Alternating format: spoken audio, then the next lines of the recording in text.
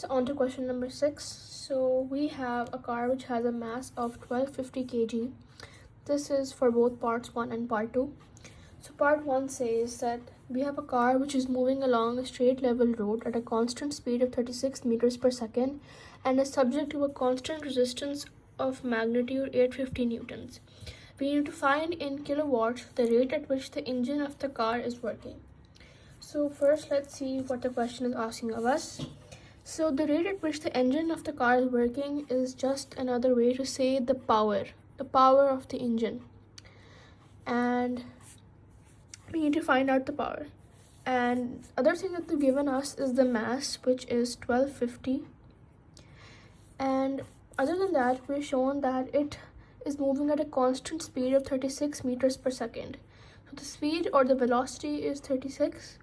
And since it is moving at a constant speed, that means the rate of change in speed, which is also known as the acceleration, is 0. And the constant resistance of magnitude means friction, which is equal to 850 newtons. So let's make a diagram which simplifies the situation. So let's say this is a straight level road and this is the car.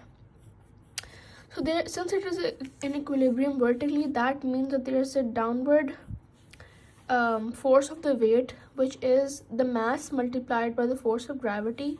So that's 1250 times 10, which just becomes 12,500.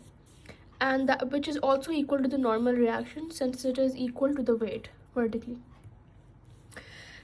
And it is moving forward with a certain driving force, which we do not know right now.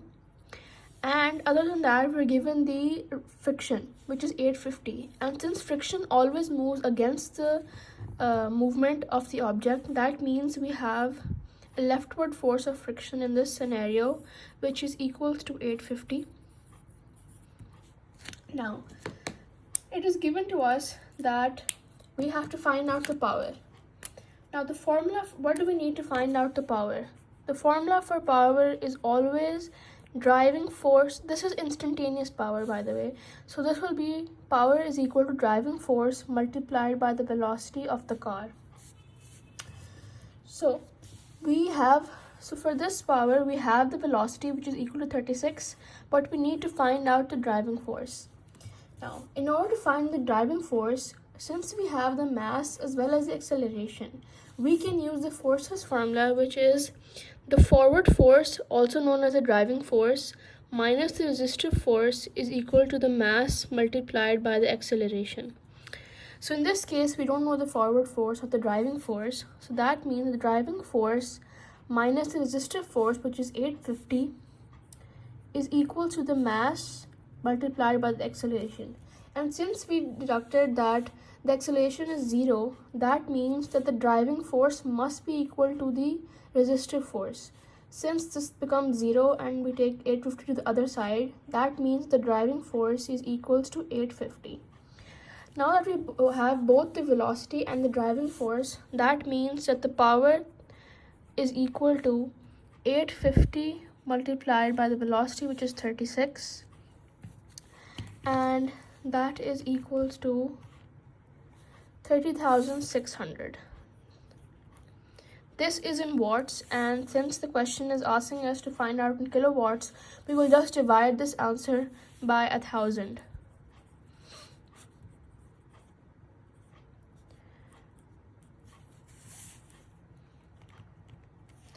That means that the power of the engine is 30.6 kilowatts.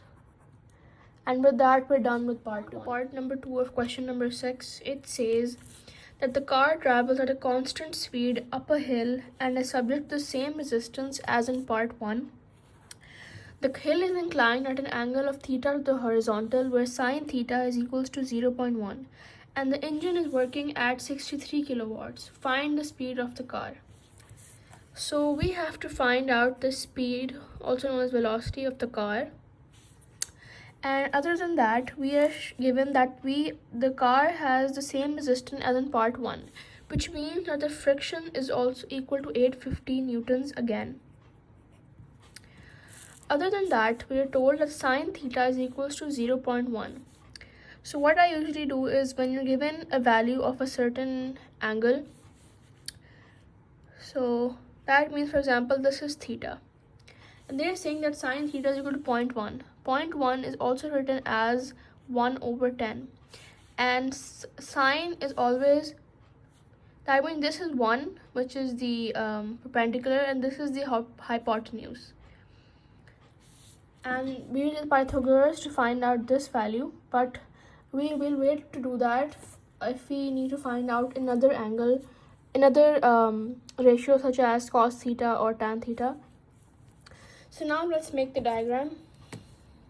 So the car is moving up a hill again, and additionally it is moving at a constant speed again, so that means that the acceleration is 0 again. So onto the diagram. So let's say this is the hill, and then this is the car.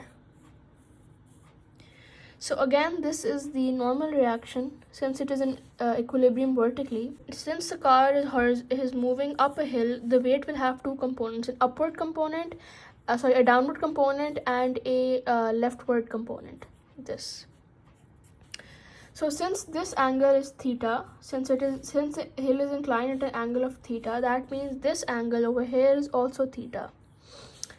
And since this downward force is the weight of the car, which is 1250 as mentioned in the beginning, that means that this will become 12,500 cos theta, and the leftward will become 12,500 sin theta. And then there's the driving force again, and the friction will be moving downwards since the car is moving upwards, since friction is always opposite to the motion of the object. So now they've given us that the power of the car is equals to 63 kilowatts, which is again 63,000. And we know that the power is equal to the driving force multiplied by the velocity. So now we have the power, but we don't have the driving force or the velocity. That means we have to, in order to find the speed of the car, as mentioned in the question, we have to first find out the driving force in order to manipulate this equation. So again, we are going to be using the forces formula again in order to find the driving force. The force formula again is the forward force, also known as the driving force, minus the resistive force is equal to the mass multiplied by the acceleration. And since the acceleration is 0, again, that means that this side will become 0, making the driving force equal to the resistive force. Now in this case, we have to be quick to notice that there are two resistive forces. One, which is the force of the friction, which is moving the car backwards, as well as the leftward component of the weight, which is also moving it downwards.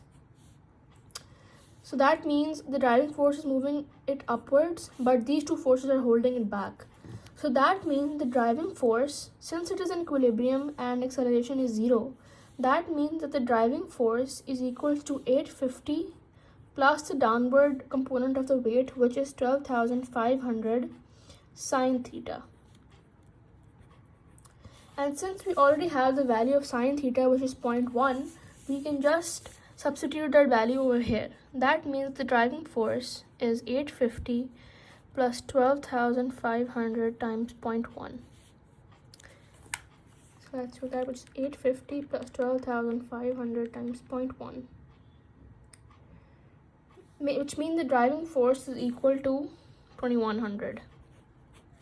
Now we can use this value of the driving force and substitute it into this power formula, and we can find out the value of v, which is the velocity, also known as the speed of the car. So 63,000 is equals to 2100 times v, which makes v 63,000 divided by 2100. That means the velocity or the speed of the car is 30. So we're done with part 2.